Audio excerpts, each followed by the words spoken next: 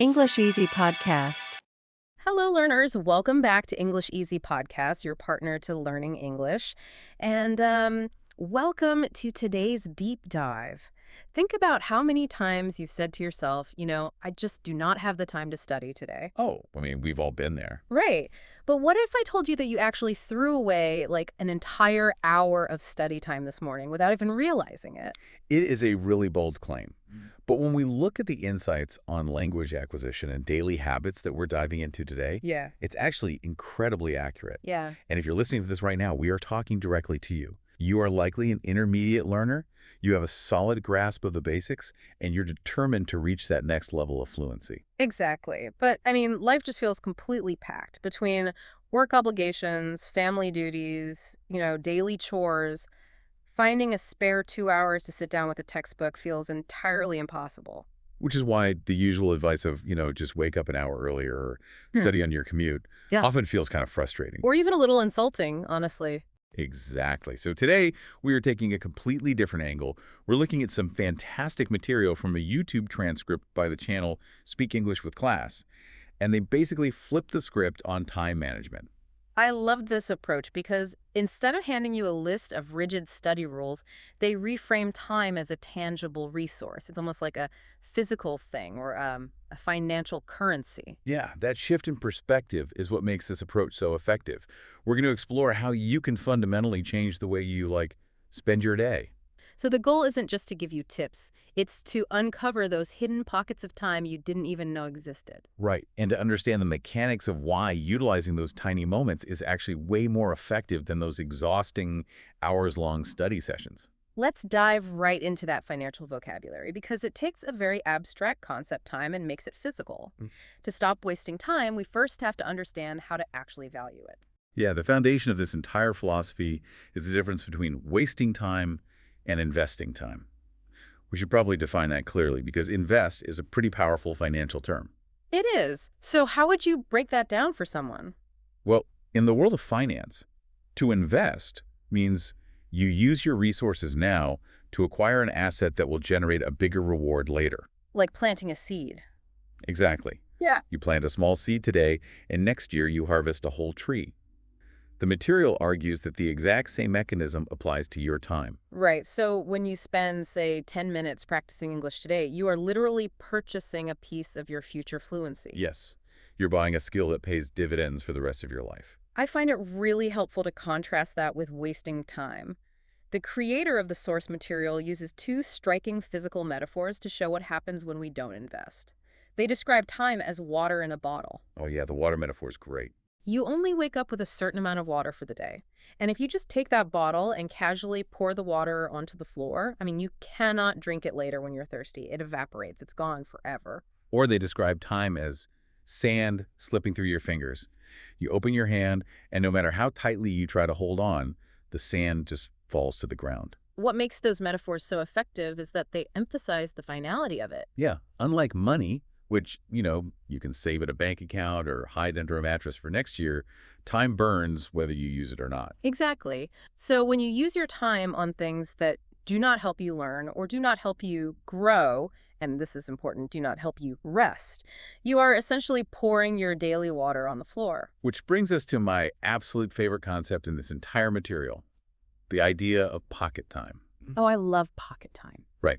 So if we carry this financial metaphor forward and think of time as currency, we all have different types of coins in our day. We have the big, heavy coins. Those are the solid 1 hour or 2 hour blocks of free time. Which nobody seems to have anymore. Exactly. But we also carry around dozens of small coins. A 3-minute block here, a 5-minute block walking to the car, a 7-minute block waiting for a Zoom meeting to start. And human nature dictates that we tend to value only the big coins. We think, if I don't have a 1 hour coin, I just can't buy any fluency today. But there is this really fascinating story in the material about a highly busy professional. She's a mother of 2 kids and works a demanding full-time job. So she is the definition of someone who has 0 big coins. Precisely. She never, ever had a 1 hour block of time to dedicate to studying, but she realized she was ignoring all these small coins in her pocket. But she had 5 minutes walking to the bus stop. Right. She had 10 minutes alone in the break room after eating her lunch. She had 7 minutes sitting in bed right before she turned off the light. And instead of ignoring those small minutes, she started collecting them. She used them with intention. Yeah, she would listen to a short audio clip or review a few vocabulary words on her phone. And the psychological mechanism at play here is just remarkable. Because after a few months, those tiny, scattered 5-minute coins aggregated into a massive treasure of English fluency. She profoundly improved her speaking and comprehension entirely by spending her pocket time. I want to frame this for you, the listener, in a very practical way. Imagine you were walking down the street and you found small coins in your pocket, real money. Yeah.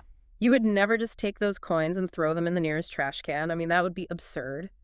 So why do we throw away our 5-minute pockets of time by aimlessly scrolling on our phones? We are throwing away our wealth. That is the precise reality of the situation. You are literally discarding the currency that could purchase your future skills. Let me stop you there, though. Because finding the coins is one thing. But having those small coins in your pocket is completely useless if you walk into a store and have no idea what you want to buy. That's a very good point. Right. If you have the time but no direction, the time just gets wasted anyway, doesn't it? It does. A pocket full of time requires a roadmap. And this is where the concept of making a tiny plan comes into play. The defining characteristic of this plan is right in the name. It must be tiny. The source material uses a GPS analogy for this that made a ton of sense to me. If you get into your car and you do not enter a specific address into the GPS, what happens? You just drive in circles. Exactly. You drive aimlessly, you waste petrol, you waste time, and you don't actually arrive anywhere. Setting a tiny plan is simply typing a daily address into your brain's GPS. And this highlights the critical difference between being vague and being intentional. If you wake up and tell yourself, today I will improve my English, that is an incredibly vague command. It's totally fuzzy. Yeah, it's like getting in your car and telling the GPS, take me somewhere good. The system cannot process that command because good is not a destination. So being intentional means active on purpose with absolute clarity. An intentional plan sounds more like, today I will learn 3 new words about cooking. Perfect. It's small, it's clear, and it gives your brain a highly specific destination to drive toward. There is a cautionary tale in the material about the danger of vague, overly ambitious plans, too. Oh, yeah. An individual promised themselves they were going to study a new language for 1 full hour every single day, no matter what. I have to admit a personal failure here. I have fallen into this exact trap. Really? Oh, absolutely. I feel like if I'm not dedicating an hour, it's just not worth opening the book. I'll do it for 3 days, then life gets in the way, I miss a day, and the guilt is so heavy I just abandon the whole project. You are describing a very typical psychological phenomenon. The brain views massive tasks as threats. When that individual set the 1-hour goal, they quickly became exhausted. Right. They skipped a day, the guilt set in, and the entire endeavor collapsed. It was only when they reduced their daily promise to just 10 manageable minutes that they actually achieved consistent success. But wait, I have to push back on this a little bit. Is a tiny 10-minute plan truly enough to master a complex language like English? It's a fair question. Because it sounds almost too easy. If I only study for 10 minutes, am I actually moving the needle? Well, it requires us to look at the psychology of consistency versus volume. It's not just about the total hours logged. It's about momentum and reducing cognitive resistance. Okay, what does that mean in plain English? When you set a tiny 10-minute goal and you complete it, your brain registers a victory. It releases a small amount of dopamine. You feel proud. You completely bypass the heavy stress and guilt that normally triggers the urge to quit. Oh, wow. So by keeping it small, you are kind of tricking your brain into enjoying the process. Precisely. Your brain says, I survived that. It was pleasant. I can easily do it again tomorrow. 10 minutes every single day is infinitely more powerful than a frantic 3-hour session once a month. That makes so much sense. Daily interaction keeps the neural pathways associated with the language active and prioritized in your mind. That reframes it beautifully. You're building the habit without triggering the stress response. But, identifying this pocket time and setting a tiny plan is really only half the battle. Oh, for sure. Because the moment you find a 5-minute coin, your environment actively tries to steal it back from you. This is where we confront the reality of time thieves. A time thief is an activity or a habit that steals your time without giving you anything of value in return. It takes your coins, but hands you nothing back. And the material points directly at the biggest culprit in modern society, which is endless social media scrolling. The doom scroll. The ultimate time thief. There is a scenario described in the material that I think every single person listening has experienced. Someone is working, they feel a bit fatigued, and they tell themselves, I'm just going to take a quick 10-minute break. Ah, the famous last words. Right. They sit on the sofa, unlock their phone, and watch one short, funny video. But this is where the mechanism of the theft happens. Social media algorithms are specifically engineered by thousands of engineers to harvest your pocket time. Yep. The algorithm instantly serves up another video. The Yeah. person thinks, okay, just one more. It's only 30 seconds. And suddenly, they check the clock, and an hour and 15 minutes have just evaporated. What was supposed to be a 10-minute recharge turned into a massive theft of time. And the critical detail here is how they feel afterward. They don't feel refreshed or energized. They feel empty, slightly guilty, and usually more tired than before they started. That feeling of emptiness is the alarm bell. It is the key indicator that a time thief has visited you. You didn't invest your time in learning, but you also didn't truly enjoy wasting it. It was just siphoned away. Exactly. Which leads us to a concept that I think is going to be a huge relief for our listeners to hear, and that is rest is not wasting time. It's a vital distinction. True rest is a biological necessity, not a luxury. The material uses a very accessible metaphor for this. Think of a smartphone battery. Okay. You would never expect your phone to run complex apps, play videos, and make calls all day without ever plugging it into a charger. Eventually, the screen just goes black. Right. The human brain is a biological machine that operates on the exact same principle. There is a great example of this regarding late-night work in the source text. A student was trying to force themselves to study late into the night. Their battery was basically at 1%. Oh, that's the worst feeling. They struggled for 2 solid hours, pushing themselves to produce work, and the quality was just terrible. Their cognitive load was simply too high. Because the prefrontal cortex, which is the part of the brain responsible for focus and context learning, was completely depleted. They finally gave up and went to sleep. Thank goodness. And after a proper night's rest, they woke up, tackled the exact same assignment, and finished it brilliantly in just 30 minutes. It's a real paradox of modern life, isn't it? We are conditioned to feel so incredibly guilty for resting. We feel like if we aren't actively being productive every single second, we're wasting time. It's so backwards. But the reality is that true rest-like actual sleep, taking a quiet walk without your phone, or just sitting in silence, is a core strategy for efficiency. Balance isn't just a nice abstract idea. Balance is the ultimate operational goal if you want to perform well. When you rest, you are intentionally plugging in the charger.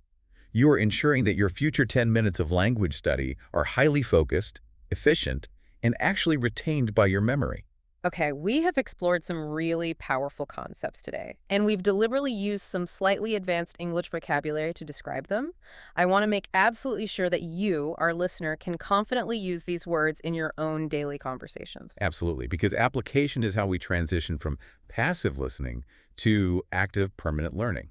So we're going to do a dedicated interactive pronunciation session right now. Yes, right now. Whether you are washing the dishes, walking to work, or sitting in traffic, I want you to literally speak out loud with us. Go ahead, clear your throat. Nobody's judging you. We will focus on 5 key terms we've utilized today: invest, intentional, vague, distracted, and pocket time.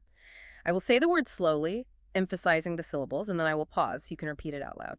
And I will follow up with a simple daily life example for each one so you understand the deep practical meaning, not just the dictionary definition. Ready? Let's do it. First word, invest. Invest. Invest. Beautiful. Think of investing like going to the gym. If you spend time lifting weights today, you are investing in your physical strength for next month. You are giving a little effort now to acquire a much bigger capability later. Excellent. Next word, intentional. Intentional. Intentional. Good. Being intentional is like making a very specific grocery list before you walk into the supermarket. You know exactly what you need to buy. You aren't just wandering down the aisles grabbing random boxes. You are acting with a clear, predefined purpose. Third word, which is the direct opposite of intentional. Vague. V-A-Y-G. V-A-Y-G. Think of vague, like giving someone directions by just waving your hand in the air and saying, oh, the restaurant is somewhere over there. It's not clear, it's fuzzy.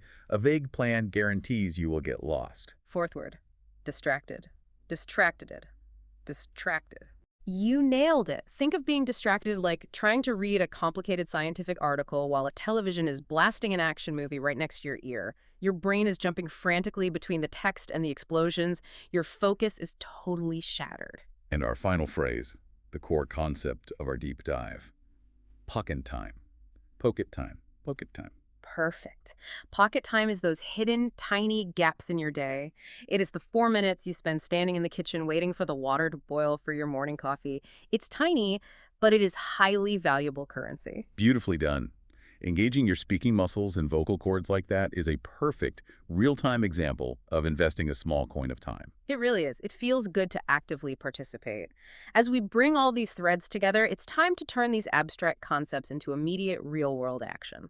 Let's build a concrete schedule that you can use right now, today. Yeah, the framework provides a brilliant, highly accessible 10-minute study schedule. It basically consists of 4 simple steps. Step 1. Choose one tiny goal. Do not use vague language like, I will learn English. Be intentional. Right. Say something like, I will review the 5 pronunciation words from today's deep dive. Step 2. Decide exactly when you're going to do it. Pick a specific pocket of time. Tell yourself, I will review these words while I'm waiting for my bus at 4 p.m. Tie the action to a specific event in your day. Step 3. Make it fun. The human brain naturally resists punishment and boredom. Connect your tiny goal to something you genuinely enjoy.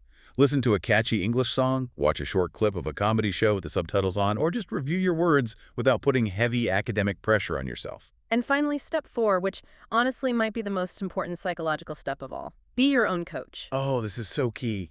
After you finish that tiny 10-minute task, actively say something kind to yourself out loud. Say, good job, I completed my small plan today. It might feel a little silly at first, but it literally rewires your brain. It forces your mind to associate practicing English with positive feelings rather than stress. That positive reinforcement is crucial. You have to stop being your own harshest critic and intentionally become your own biggest supporter. So we have a question for you to answer in your own mind right now. It's a brilliant prompt to carry with you. What is one specific thing in your environment that steals your time? And what is one small change you will make today to protect your coins? Identify the thief. Whether it's an app, a habit, or a distraction, locate it and build a tiny intentional wall to keep it out of your pocket time. Exactly. And I want to leave you with a final thought to really mull over. We've spent this deep dive talking about time as a currency, right? We've talked about finding and investing small coins. Well, in the financial world, there's a legendary concept called compound interest. Oh, wow. It basically means your investments grow faster and faster over time because the growth builds on top of the previous growth. It's widely considered the most powerful mathematical force in wealth building. So what happens when we apply the mathematics of compound interest to your time? If you invest just 10 minutes a day, those small, forgotten pocket coins waiting for the coffee to boil or the bus to arrive every single day for a year, well, that adds up to over 60 hours of highly focused, intentional learning. When you frame it like that, the impact is staggering. 60 hours is the equivalent of taking an intensive, weeks-long university language course, and you achieved it without ever sitting down for a painful 2-hour study session. So ask yourself, how completely different could your life, your career prospects, your travel experiences, and your internal confidence look 1 year from right now, just from spending the small coins you used to throw in the trash? It is a profound realization. The power to transform your fluency isn't hidden in some future weekend where you magically have free time. The power is literally sitting in your pocket right now. It really is. Thank you so much for joining us. And more importantly, thank you for intentionally investing your time in today's deep dive. You didn't waste these past minutes. You charged your battery, you engaged your brain, and you bought a piece of your future. Keep finding those small coins, keep making those tiny plans, and we will see you next time.